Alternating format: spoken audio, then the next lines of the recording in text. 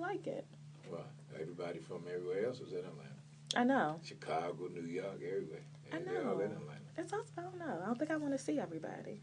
No. I like having a big house and owning property. Yeah, you don't have to see everybody. I live in a big house, but I don't go see everybody. I don't go out. I mean, I go where I need to go, and that's it. And I'm cool with being. And then if I want to go somewhere else, I jump on the plane and go. I don't really socialize like you're that. Keith Sweat. You could jump on the plane. I gotta go. go. Yeah, but you can jump on the plane too if you start spending all that money. Exactly. In New York. Exactly. Hell no, that's why I won't move to New York because it's just overpriced. People paying $1 million for apartments. Crazy. Crazy. You don't even own it. Yeah. You just rent it, and they're small. I can't do it. I can't have that. I really don't want. I'm trying to think. Like I'm not gonna lie. I did consider moving to Atlanta, but I just don't know if I would actually want to live there. What do you like about Atlanta? I like the cost of living. That's why I moved to Atlanta. That's what made me consider it. I mean, I'm not gonna bust my behind and work just to pay bills. Yes, you still feel poor. Yeah, I'm not gonna do that. But you'll end up not having because you've blown everything else in here. That's why I initially moved to Atlanta in the beginning because I'm like, I'm not spending that money in New York, but I could save my money in Atlanta and be, live a much better life. So that's why I did it. What were your favorite spots in Harlem? Like I haven't really explored. I'm sure I'm missing a lot of good food places. I went everywhere because I was born and raised here. So. Okay, what are like your 5 favorite spots?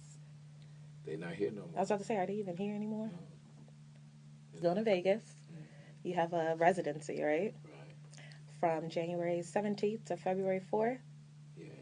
You know what I did not realize? It's going to be 30 years for your Make It Last album. That's not bad. You know I turned 30 in November. Ooh, so you wasn't even born, right? No, I was. I just turned 30. It'll be 30 next year, right? Yeah. Yeah, like I was a baby. Yeah, but you just won. But I know the songs. Oh, well, your mama played them classics. Yes. Yes. Everybody, but they still playing them. Still playing them. I got girls 24, 23 years old know who I am. Of course. How you know who the hell I am? Like, I know that nobody. I was going to say, what do you think is... What the hell? What do you think is your most known song? Nobody. Nobody? I mean, I thought it was Nobody, too, but it turns out, like, when I searched for it in Apple Music, Twisted came up first. Nobody, definitely. It's Nobody, right? I don't pay Apple Music no more. I know it's Nobody. I know it's Nobody, too. I had a full-blown, like, fight about it. I was like, no, it's Nobody. Everybody sings Nobody. Definitely. I mean, am I going to do it? Maybe one song off of that, but I think most people that's coming, they don't want to hear me do it. They want to hear what we love for the In previous... the rain, the Don't Stop Your Love, to Make It Last Forever, those type of songs. And anything else that I decide I want to do. I mean, I got so much material. I know. I could stay on stage for 3 hours if I wanted to, because I got, not only my stuff, the LSG stuff I wrote, and the Silk stuff I wrote. So, I mean, if I really want to stay on stage for 3 hours, I could. I forget that you're a writer, too. Who else? There was Silk, LSG. Cut Close. Cut Close. I wrote for Drew Hill. That was one of my favorite groups. Yeah, I wrote 2 songs on their first album. I wrote for Ron Isley. Really? Mm-hmm. Mr. Biggs, I wrote for him. I wrote for, I wrote the LSG. The first LSG album, I wrote half of that album. Makes sense. I wrote for everybody. How was that experience, LSG, being in a group with 3 men? They were my boys, so it didn't matter. Everybody says that when they're talking about males in a group, they're your boys, but it's still business too, right? Yeah, but we was cool. We was cool. And I did it because I wanted to do it, because I put the group together. It wasn't like somebody forced me into a group. True. I could have said, I don't want to do it. I'm the one who put the whole thing together. Well, the same thing happened for, who was that? Tyrese, Genuine, and They did that because of LSG. Yeah, but it didn't seem like they were boys going in too, and then... I don't know if they was as tight as me and Gerald. Yeah. Because me and Gerald were like brothers. Yeah. For real, brother. He'd come and hang out at my house. And we were like brothers for real. Yeah. Do you have like a favorite memory with him, or just being in the group in general? I mean, my favorite memory of him was when I first met him. Really? What was that like? I was like? a big fan. I was like, and at the Apollo, I was like, oh my God, I'm going to. That's when they had Casanova out. I'm going to see this nigga. I'm going to see this nigga right here. And I'm like, yo, and then it was funny because I had this girl in a hotel in Jersey, and I was, and not Sean, who was the other one? Mark was in the next room, and I came out of the room and I said, "Oh, you with Levert?" He said, "Yeah." He said, "Who are you?" I said, "I'm the guy that got that record I wanted out." Oh man, and he went, "Man, we got a show at the Apollo. You need to come on by." So I said, "Man, give me a ticket. I'll come and check it out." And I went to the show, and me and Gerald became tight after that. That's amazing. So I was in the room banging. Came out. Like the winner you are. Like, yo, what up, man? What you doing, man? Oh, man, I'm in this room right here. Amazing. And then, he said, yo, man, we got a show at the Apollo. Come on. Went to the show, and there was history after that. I feel like not many artists have the longevity that male R&B singers from your era have. And I think about R&B today, and sometimes it's hard for me to think of, like, classic albums. Do you think that there's anybody out right now who can kind of carry the torch of your generation? If they sing different songs. Songs like what? That's a good point. Different Better songs. songs. Is it the words? Is it the beat? Is it the content? It's just that it's no...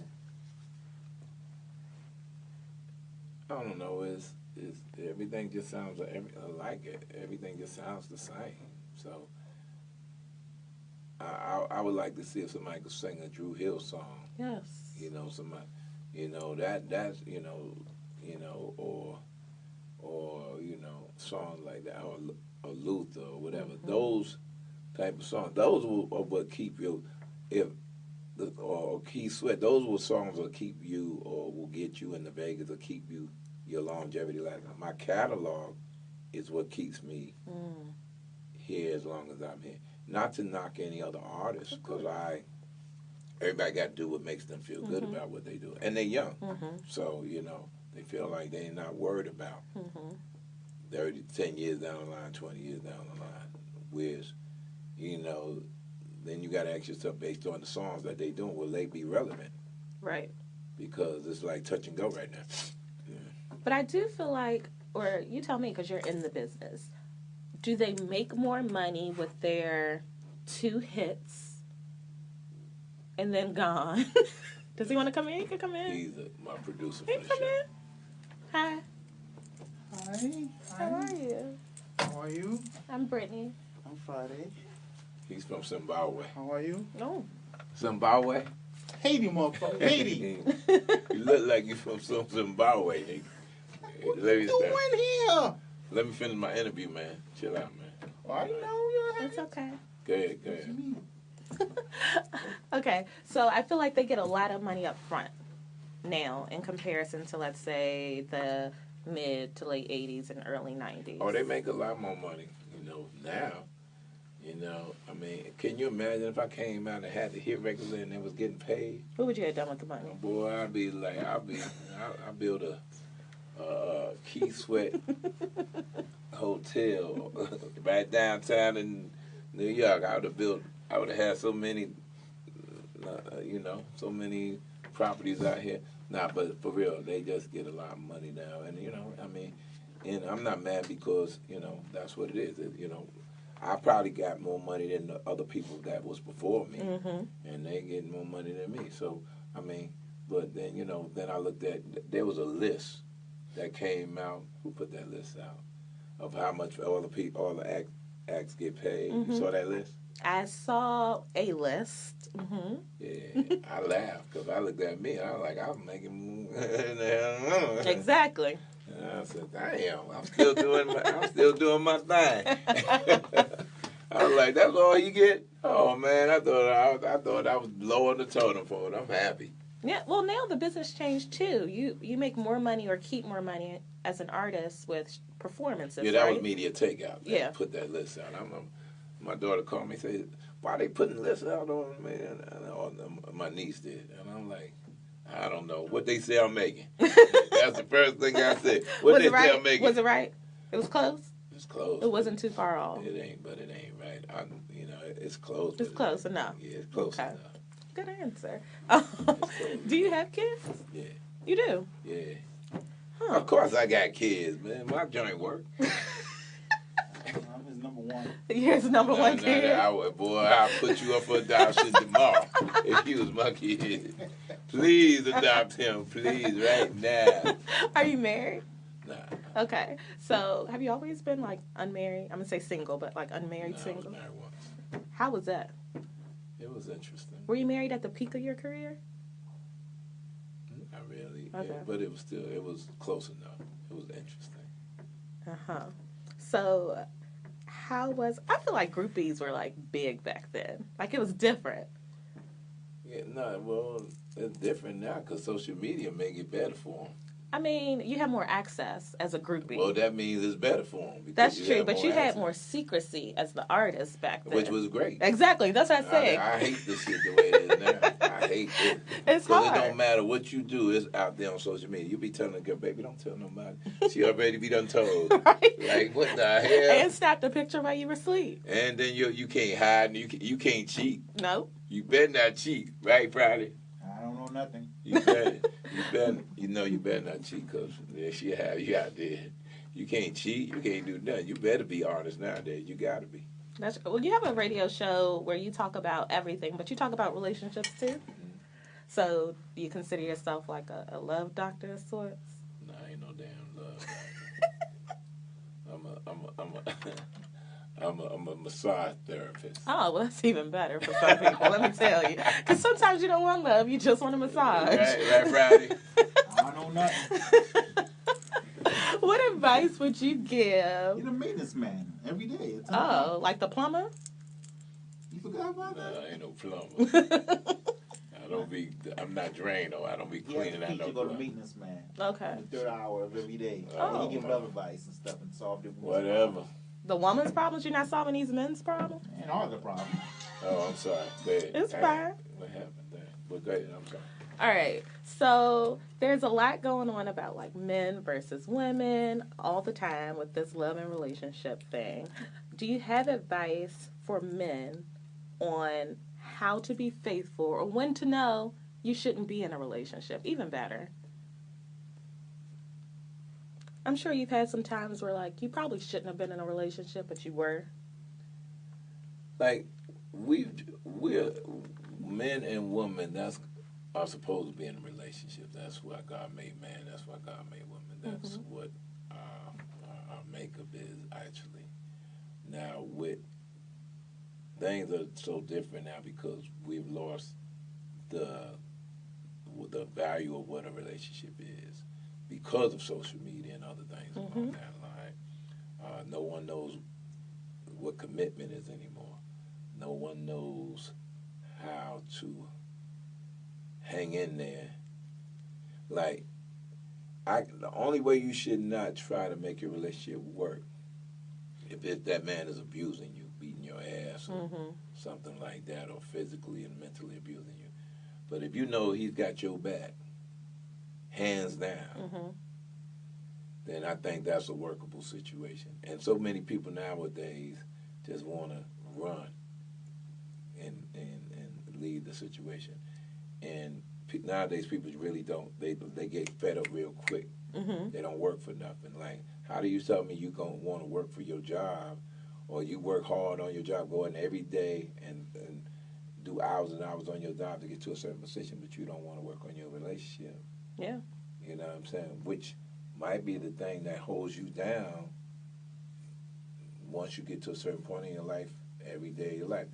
And we're so quick to run out of it and not say, yo, that person really loves me, that person really cares about me, that person will always be there, whether I'm fat, slim, pretty, ugly, or whatever. He's got my back. So I think that's what's wrong with relationships nowadays. I think that people don't know how to communicate. People don't know how to talk to each other. And women are so, and I'm not blaming it, but y'all are, yeah, women are very emotional creatures. Okay. Very, That's accurate. I'm not very, going to fight you on that. very emotional. Y'all think with your emotions more Mhm. than y'all think with your mind. And A what lot of times. I agree. The majority of the time. I won't say all the time. The majority of the I time. agree. And what about men? So unless we're beating Men's your dangerous. ass, you should stay? Men, no. Men shouldn't. I mean, women fall in love easier than men fall in love. You think so? Hell yeah. I think that may not be true. See, a man. See, I'm gonna tell you about a man. Mhm. When a man falls in love with lust. Okay. But when he loves you,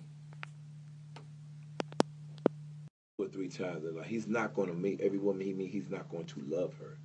But then when he finds someone he loves, you know what I'm saying? He can't find love the way a woman finds love because y'all are more emotional. Men are not emotional creatures like that, so they might get into something because of the sex, or they might get into something because the outward beauty of the woman, or oh, she got a nice ass, or she got a pretty face, or she got long hair, or she looks like this. It ain't got shit to do with love. Mm-hmm. It's about her look. Okay, I agree. Where women, I've seen women, the prettiest women with the ugliest niggas, and be like, ooh, what the? That is true. What the? And that's because.